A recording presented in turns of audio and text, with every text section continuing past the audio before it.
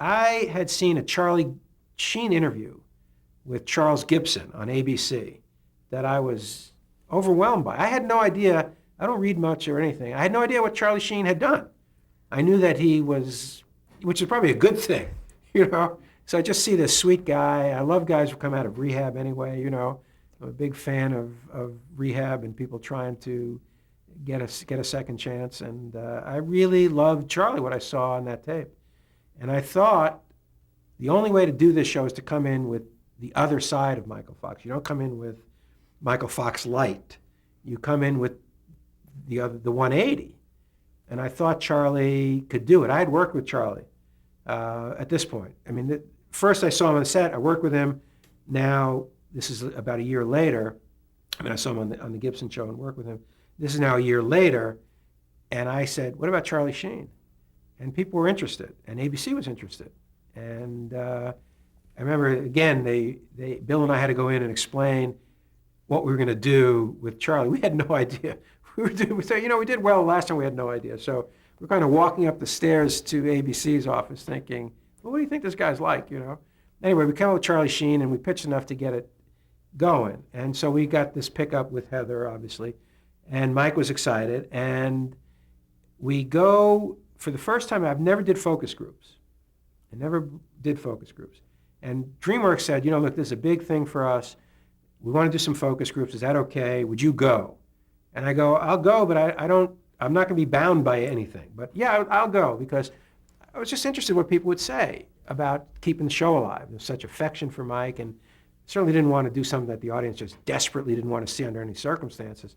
So we'd go down to Tustin, somewhere like that, Torrance, Tustin, something with a T down south, Tijuana maybe, and we do this focus group. And it's a frightening event.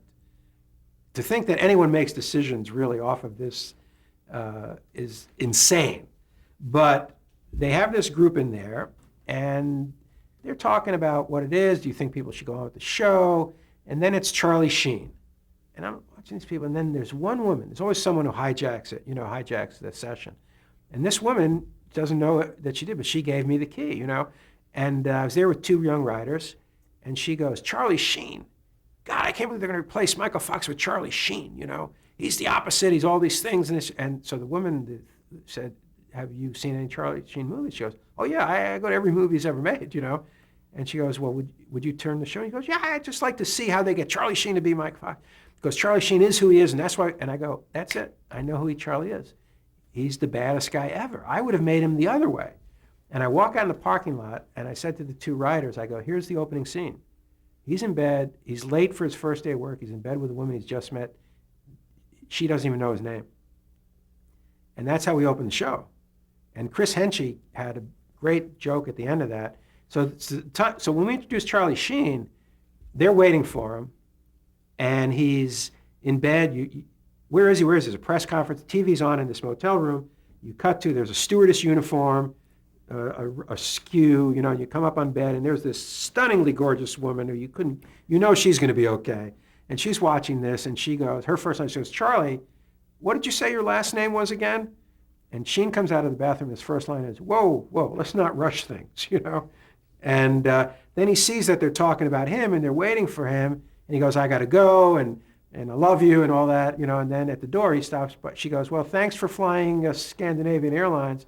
And Charlie turns back, she goes, thanks for the upgrade. And that was a Chris Henchy joke. And that's it, with no backstory, and you know this guy. And the first episode, in effect, became Charlie's plea to America, in effect. You know what I mean? Give me one more chance.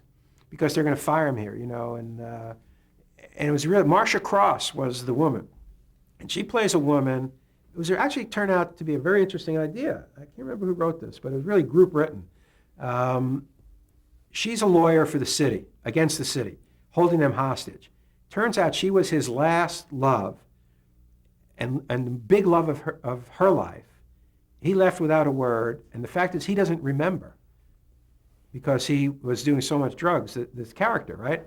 And so it became the chance, and he has to go to her, and she says, I'll give up this lawsuit against the city if you tell me why you did what you did. And he cannot remember what he did. And so they have the scene which he's trying to fish for what he may have done and where he did it, and it's actually very funny. And then in the last scene, they have, and I really hammered on these young writers to get this right because it was very generic. And I talked to Charlie, and I said, go down and talk to Charlie. This has to be what only Charlie Sheen can say, because of the character. It's got to be the only thing.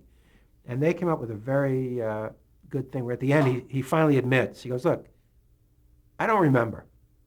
Because I don't remember you, I don't remember 1998, because I don't remember why I have the words Ace of Base tattooed on my ass.